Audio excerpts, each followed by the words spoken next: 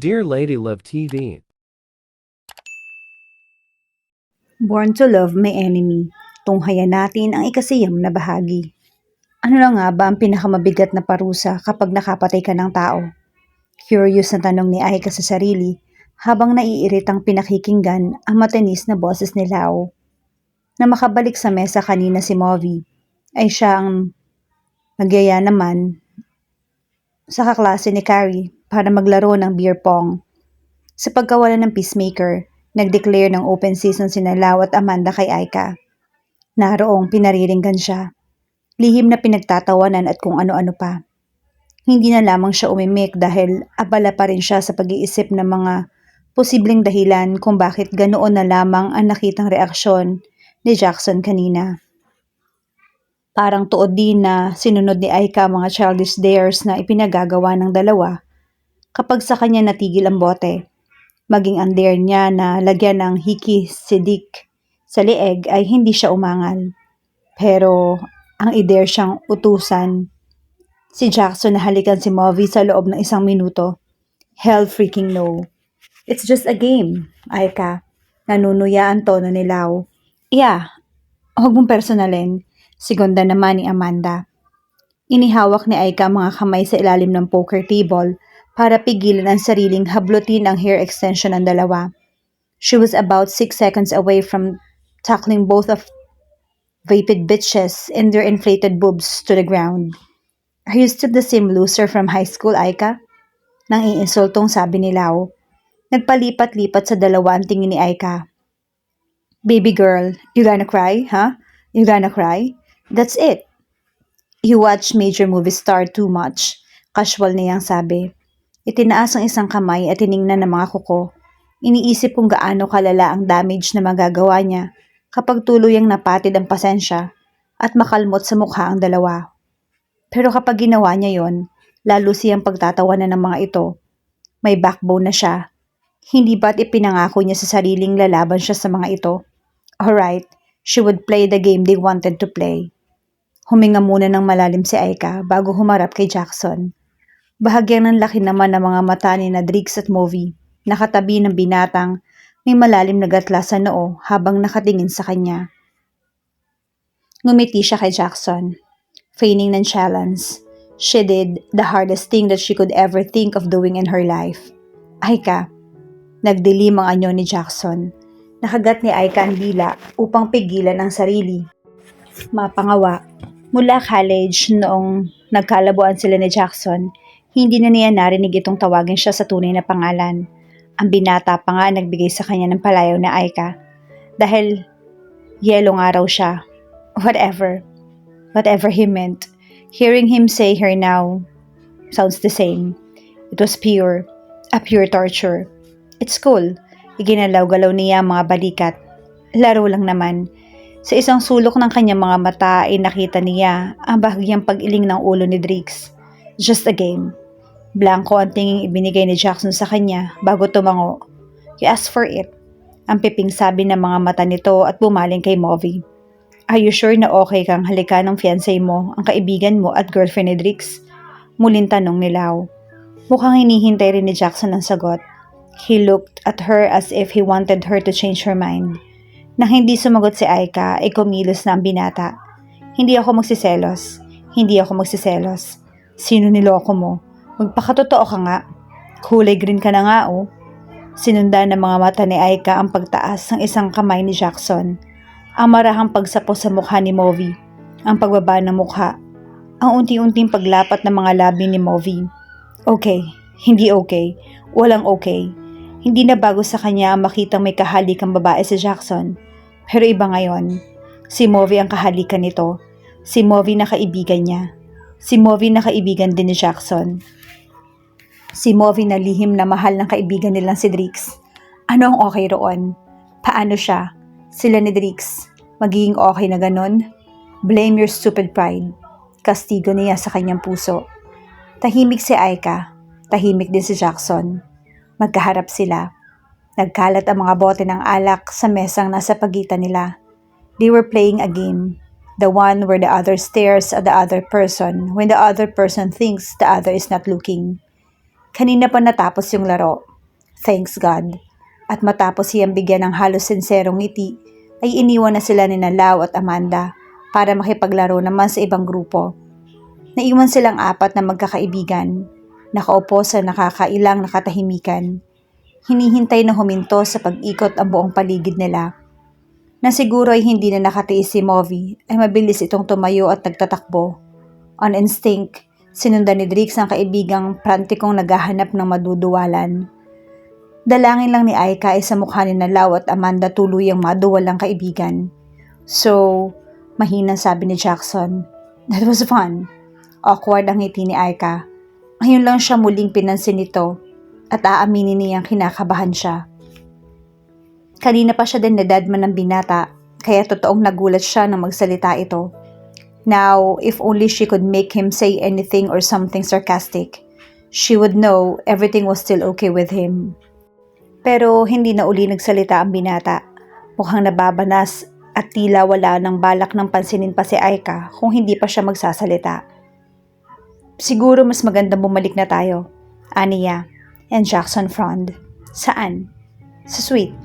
3:00 na ng madaling araw, bagamat hindi pa tuluyang nawawala ang kalasingan niya, ay hindi rin naman siya nakakaramdam ng pagod. Lalo pa nga yatang na-enhance ang abilidad ng mga senses niya. Pareho sila ng binata pagdating sa inuman. Party popper. Pabirong kastigo ni Jackson. The party's just getting started. Totoo naman yung sinabi nito. Ang akala ni Aika sa oras na yon ay languna ang lahat ng mga bisita ni Carrie, pero mali siya. If ever, lalo pang sumigla ang party. Mas malakas ang tawanan at hiyawan na naririnig. The dance floor was crowded with drunk couples dancing sexily together. Groups of girls dancing in small circles and others simply making fools of themselves. Marami ding naglalaro ng card games at iba pa. Just like New York City, they would not be getting any sleep anytime soon. Muli niyang ibinalik ang tingin kay Jackson. Nakatitig ito sa kanya. Ano naman ang gagawin natin sa suite? The familiar mischievous glint in his eyes shone. Will you promise to entertain me? Napangiti na siya. Welcome back. Watch movies. Movies? Nalukot ang gwapo nitong mukha. Paulit-ulit din lang naman nating panoorin ang The Notebook. Bakit ba ang hilig mong panoorin yon? Well, una maganda yung story. Pangalawa maganda ang story. At pangatlo talagang maganda yung story. At higit sa lahat, may happy ending. Jackson's small smile grew into a full-blown and lewd grin. Happy ending? Sinipa ni Aika ang lulod nito sa ilalim ng mesa. Not like that. You, perv. Ikaw ang nagsabi nun, hindi ako. Kahit kailan talaga, ang dumi ng utak mo. You know, you love it when I talk dirty. Nanunuksong inilabas pa ni Jackson ang dila at binasa ang mga labi. Napalunok na pinanood naman niya ang galaw ng dila nito. Damn, let's play a game. Suwestyon ni Jackson kapag kwan. No, mabilis na tanggi ni Aika. Baka kung saan na naman mapunta yung laro. Hindi niya alam kung kakayanin pa ba niyang panoorin si Jackson na makipaghalikan sa iba pagkatapos na nangyari kanina. Tayong dalawa lang, giit nito. Truth or lie, Aika? Umiling siya. Ngumuso naman ang binata. Dati na nilang nilalaro ang drinking game na yon nung nasa kolehiyo pa sila. Isang laro kung saan maraming secrets ang nabubunyag, lalo na kung lasing ang mga naglalaro. Sasabi ng isang trivia ang isang kalahok tungkol sa sarili nito at huhulaan ng kalaro kung totoo yon o hindi. Kung nagkamali ng hula ang kalaro, ay kailangan itong uminom ng vodka shot, vice versa. Naman kung tama yung hula, the game went on until one of them passed out.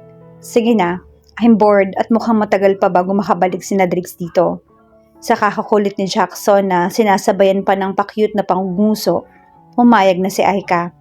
Nakapagkasunduan nilang tubig ang gagamitin bilang alak. Okay na rin yon para mas madaling mawala ang kalasingan nila at hindi nila masyadong daramdamin ang hangover kinabukasan. Ako muna, presenta ng binata pagkatapos kumuha ng ilang bottled water at isang bagong shot glass. I'd like heavy metal rock songs. Humagikik si Aika. She felt a little bit silly playing this game with him. Halos alam na niya ang lahat ng dapat malaman sa binata. Gayon din ito sa kanya. Lie, you like country songs. Umiinom ito ng tubig. I think Pitbull is hot. Lie. Tumawa siya. Wrong. Pitbull is hot. What? Hindi makapaniwala ang binata. Bakit? I mean, paano nangyari yon? He's bald. You don't know how many hot bald men are out there. Name one. Challenge ng binata.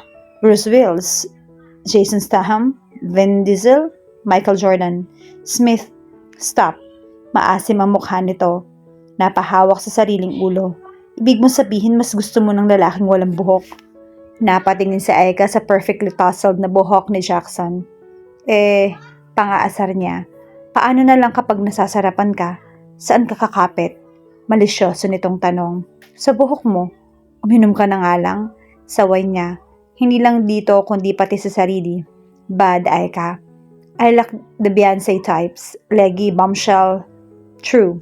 Hula niya. Wrong. Pagtatama ni Jackson. Seryoso ang mukha. Mas gusto ko yung maliliit na babae. Yung kasyang-kasya lang sa height at katawan ko. Yung hanggang sa ilalim ng baba ko lang ang tangkad. Nasamid si Aika sa pag-inom ng tubig. Na-flatter yung heart niya. Mukhang siya ang tinutukoy nito Naghahanap ng kumpirmasyong tiningnan niya sa mga mata si Jackson. Nakangisi lang ito. Wala nang ibang sinabi.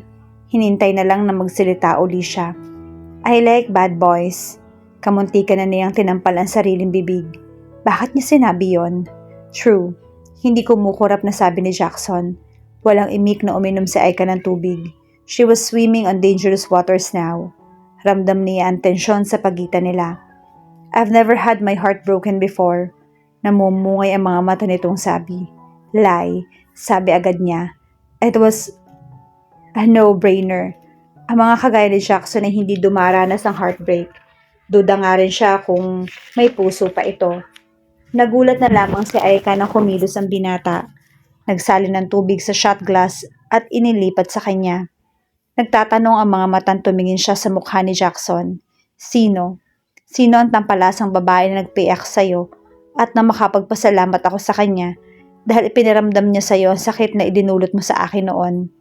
You're wrong. Kumpirma nito sa hinala niya. Nanatiling napatitig si Aika kay Jackson. Shocked. Siguradong ginigiling na ngayon siya niya ang dilang nalulo niya. Namayani yung katahimikan. There's this girl, out of the blue. Nagsimulang mag-confide si Jackson. Matagal ko na siyang kilala. Siya ang pinakamagandang nilalang na nakita ko. Wala siyang pakialam kung ano man yung sabihin ng ibang tao sa kanya. She's funny, witty, so fucking beautiful. I want her so bad that I can seem to breathe when she's not around. Nangarap ang tingin ni Jackson. May munting ngiti sa mga labi. We complement each other, her and me. We're perfect together. Sa tingin ko nga parang ipinanganak lang ako sa mundong to para gawin ang iisang bagay. At ang iyon ay mahalin siya. Cheeseball. Gusto sanang tuksohin ni Aika ang binata pero hindi niya magawa. Masyadong maraming emosyon ang umaatake sa kanya habang titig na titig sa nangangarap na mukha ng kausap. Sinong babaeng tinutukoy ni Jackson? Could it be her? Please, God, let it be me. The thing is, hindi ko alam kung paano magtatapat sa kanya. I always have my way with words but with her, nagiging tanga ako sa presensya niya. Hindi ako makapag-isip ng matino. And parang hindi niya ako pansin. Sino siya? Halos pabulong na tanong ni Aika. Hindi nga siya sigurado kung gusto niyang malaman ang sagot.